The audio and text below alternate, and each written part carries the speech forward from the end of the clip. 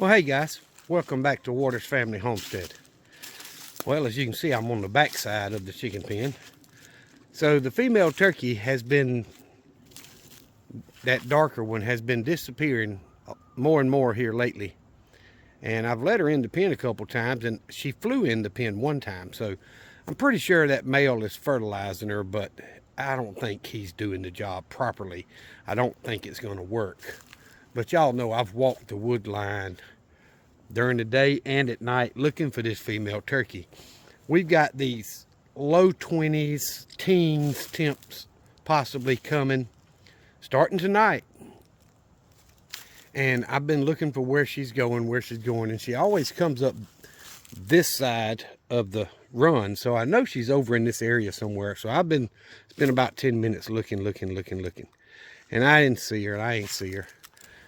I worked my way back, and I figured eventually I'd find her. But do any of y'all see her? I'm aiming the camera right at her. I told y'all, she's dark colored. She's hard to see. She's hard to see when she gets in these woods. There's a couple of old tires laying there. And I was looking at them tires thinking that'd not be a bad spot to make her nest in the middle of those tires, help block her from the wind a little bit or something. But do y'all see her yet? Y'all see her now? She is pretty well camouflaged. I walked right up to her. She's not moving. See, she's moving her head, but she's not getting up.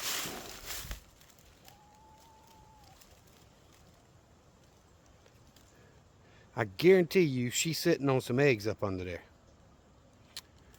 But I won't know till she gets up. Next time she gets up to come feed, I'll come look and see what eggs are laying there. But there she is. Very, very, very hard to see because she doesn't move unless you get real close to her. I'm literally standing 4 feet from her. And I didn't see her until I started to walk away. That's actually about 5 feet over my fence line. There's an old fence right here. It's hard for y'all to see. It's an old fence right here. It's grown into that tree.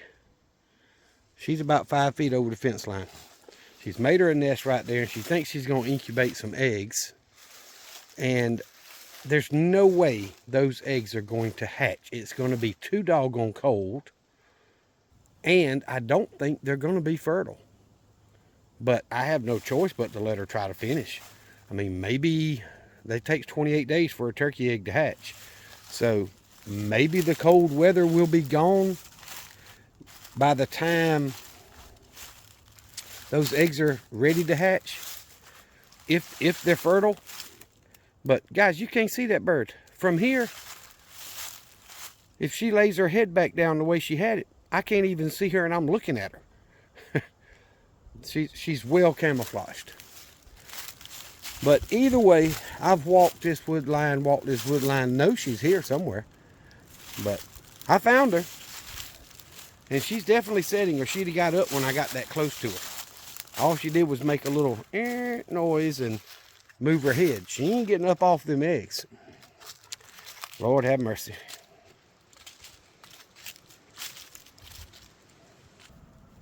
So I'm pretty sure she's flying back over. I walked back around to the front.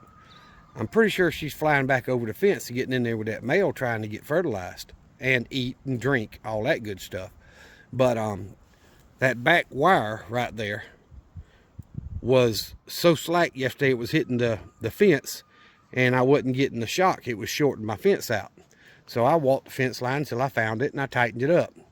Then today, when I got home from church, guess what? I was supposed to go help insulate my sister's well, which I did, but I fixed my fence first. That wire was broke. So she's getting up there and breaking that wire, trying to get it in and out of the fence.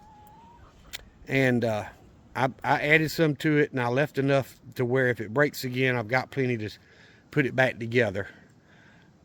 I raised it up away from the fence a little bit, so it's an inch or two higher from the other fence, so if she stretches it, it'll come back off the fence.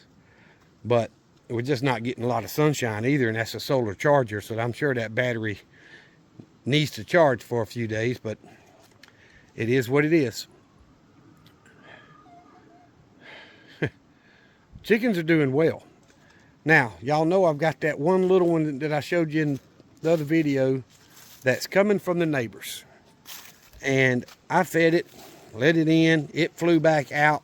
And when my chicken started going to roost and it was ready to go to roost, it flew back out and it walked all the way across the yard and went into the woods over there, headed to the neighbor's house. It knows where it lives. Well, today he was back and I didn't let him in. But I've got a hen, something's wrong with her. See her sitting on that roost? She was sitting on the ground in front of the nesting box. And she didn't want to move when I went in there and fill up the feeder and all, so I thought maybe she was sitting on an egg. So I picked her up, and no, she's not sitting on an egg. She just acts like she don't want to move. So I set her on the bottom roost to get her off the ground.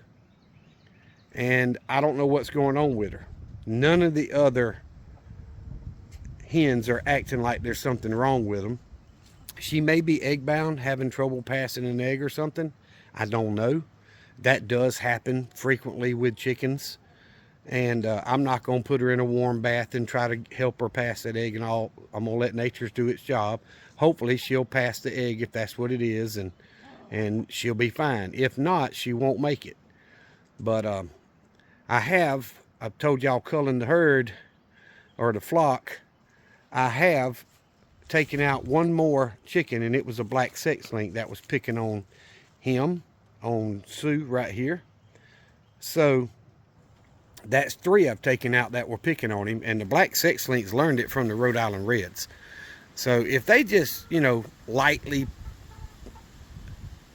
look like they're picking at him and walk away, that's fine. I don't shoot them for that.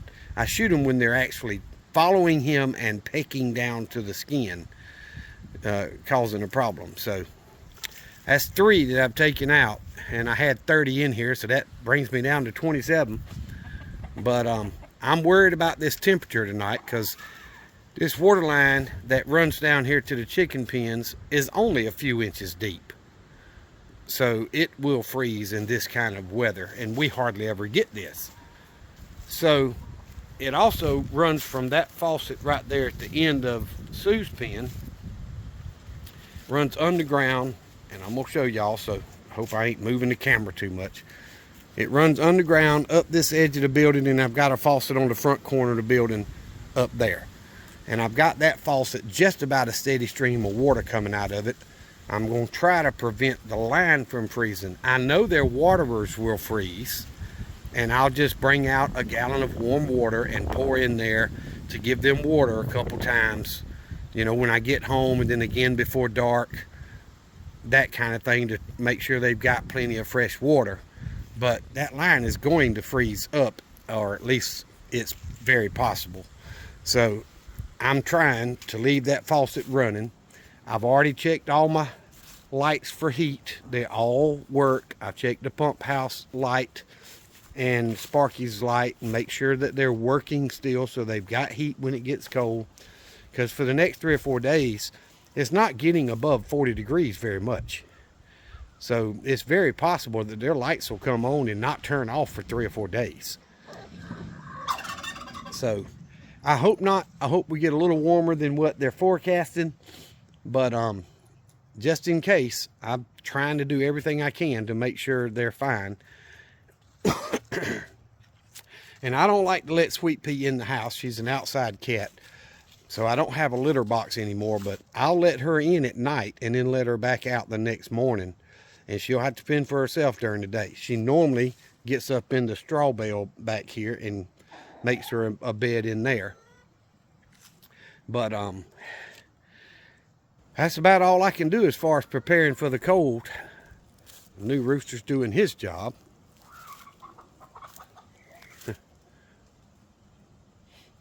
But the old Tom stays up on the rack a lot. And I don't know why. I honestly don't know why. His leg is better. I see him walking on it. He doesn't limp anymore. So anyway, guys, I hope y'all are prepared for this cold weather. By the time y'all get this video, we're going to be right smack dab in the middle of it. I hope everybody is warm and safe. And if you lose power, guys, start thinking about what you can do to get some power to keep you and your family with a little bit of light and a little bit of heat.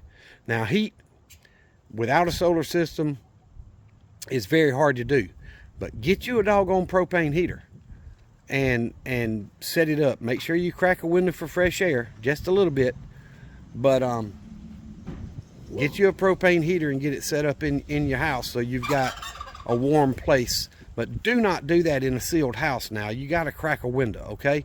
You got to be safe with it. It needs to be able to vent.